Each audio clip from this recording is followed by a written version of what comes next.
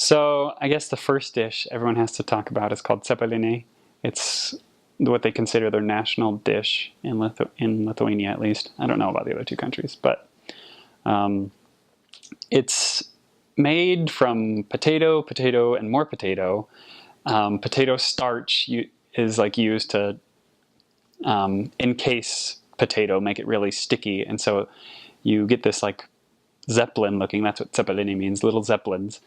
You get this little zeppelin looking shape, and in the very middle of that sticky ball of potato, you have a little piece of meat in there that's usually spiced somehow, and that's boiled.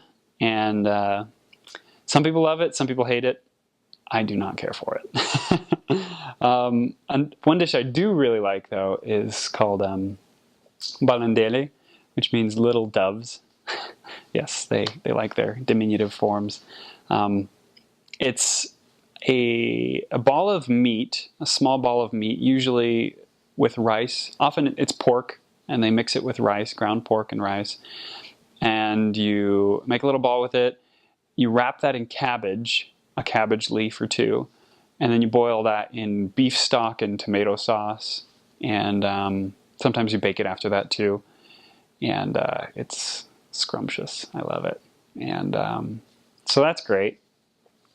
Another dish I really don't care for, though, is a dish. In America, we do have it. It's extremely rare, but I have heard of it. It's called head cheese in America. Basically, traditionally, what you do is you take a pig head and you boil it until the meat is just like falling off the bone, and the bone becomes gelatin. It turns into jello, essentially. So once you cool that, and sometimes they add in like vegetables or whatever, what you get is this casserole looking thing that's just jello made out of bone and meat and some vegetables in there. And it tastes about like I would expect eating straight lard to taste like. I really, really cannot stomach that stuff. But yeah. Food, I absolutely love the food over there. I realized that like food here in America isn't nearly as good as over there. I remember being out there and feeling really good after I would eat. And then I realized eventually that my stomach would always feel not the best here in America. And I never knew, because like I had grown up here in America. But out there, when they don't have like the preservatives or whatever, and the food's all fresh, it just makes you feel great. So it's a lot of vegetables, which you end up loving, and a lot of potatoes. There's a lot of traditional Russian dishes that are very, very popular over there, such as borscht, or which is like a beet soup, which I hardly ever find any missionaries that hate that soup. It's so good, and they usually put like some meat in there, and then some like vegetables, and some sour cream on top. And their sour cream is incredible. And then there would be pelmeni, which is like almost like pot sticker type of a deal, like little pasta pieces with a meat inside, and you would eat that all the time as missionaries, especially because it was really cheap, and you can make a lot of it.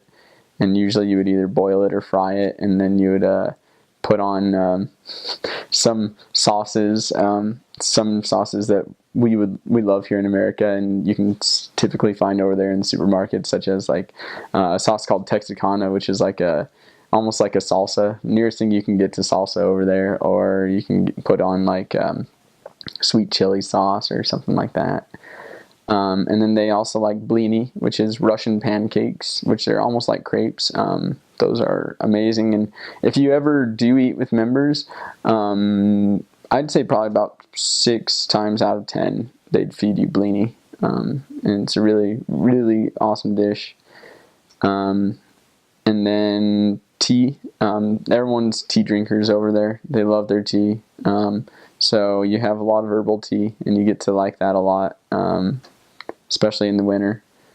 And then each country has its own like little dishes. Like I know Lithuania had one that's called cepelini, I think I probably butchered that name. So if any like Lithuanian speaker views this, I'm sorry. But that was like a potato dumpling, which was really good. And then typically you'd find like just a bunch of international foods. If you go out to the restaurants, you would find like Chinese places all over the place, or you'd find Turkish food like Turkish kebabs, which you end up loving. Probably one of my favorite places to eat was this Armenian restaurant that was in a city outside of Narva, Estonia, and it's called Ashot's Tavern or Pub or something like that. And it was like a pub or a tavern, but we would have like traditional Armenian food, and those people, they know how to make food right. It was amazing. And then there would be tons of pizza places everywhere, but it's not typical American pizza. It's very Europeanized. That's kind of interesting. And then as for the dishes that missionaries make on their own, because most of the time we cook ourselves, lots of pasta, potatoes, eggs, vegetables, as I said before. Most missionaries really end up loving red peppers over there, red bell peppers. They're amazing over there. They taste so good. And then like onions, and then that type of stuff you put in everything. And then Russians also love putting dill in everything, so you have a lot of that. But even American candy, and so you don't want to miss out on things that you had at home. But they do have extra things that you can't get at home, especially the chocolate's really good. Ice cream, a lot of the sour cream is great. They put on everything, which is weird. I don't really like sour cream, but I ate it a lot when I was there. There's markets usually lining the streets. They actually have pretty nice grocery stores, like supermarket type style things, and so you can get everything there from your deli products and your even cereal, and they're big supermarkets, so you can get everything you need. And there's a certain few things they don't sell, like peanut butter probably. The funniest and weirdest things that I ate probably was a cow tongue. I remember fed us once, and that was interesting. It just tasted like meat, but a little chewy. And actually, I probably preferred that over the other thing I ate, which was weird, which was aloe plant. Just like ate a piece of an aloe plant, and that was the most bitter thing I've ever eaten. And I can still taste that in my mouth. And I'd eat cow tongue over aloe plant any day. So if you ever get someone offer you aloe plant, I'd be wary. But yeah, good food. And I never ate anything that made me sick, that I can remember.